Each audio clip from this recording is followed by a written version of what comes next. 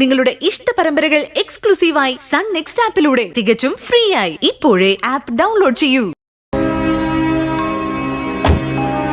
വിളിച്ചല്ലേ? അതെ, വിളിക്കാതിരിക്കാൻ പറ്റില്ലല്ലോ. ഫസ്റ്റ് റിംഗിൽ തന്നെ ഞാൻ എത്തിയല്ലോ. അല്ലെങ്കിൽ കാണായിരുന്നു. എന്തു പറഞ്ഞ ചാടിയത്? ബുദ്ധി പറഞ്ഞത് താൻ തന്നെയല്ലേ? ഇന്ദുവിന്റെ അച്ഛനും അമ്മയും ചേട്ടനും ഒക്കെ വീട്ടിലുള്ളപ്പോ ഞാനവിടെ വേണ്ടതായിരുന്നു. അവരോട് രാഹുലിന് ഇപ്പോഴും സെന്റിമെന്റ്സ് ആണല്ലേ? അങ്ങനെയല്ല മൃദു.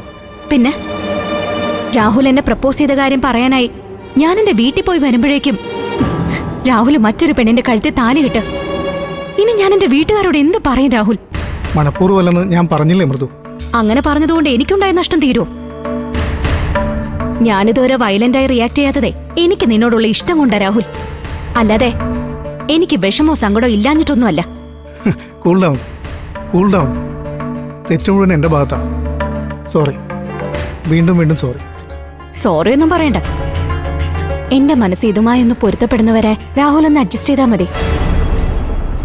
അവരും നിന്നെ കുറെ ഇൻസൾട്ട് ചെയ്തല്ലേ, അവസാനം അവിടെ തന്നെ കൊണ്ടുപോയി തലവെച്ചു.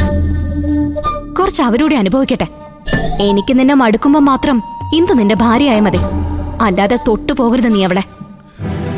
ശരി ശരി, നമ്മളിപ്പോ എങ്ങോട്ടാ പോകുന്നത്? നേരെ ഹോസ്പിറ്റലിലേക്കോ അതോ ഏതെങ്കിലും റെസ്റ്റോറന്റിലേക്ക് പോവാം. ഞാനൊന്നും കഴിച്ചില്ല. വിശപ്പിന്റെ ദേഷ്യം കൂടിയാണല്ലേ? വാ കേറ്.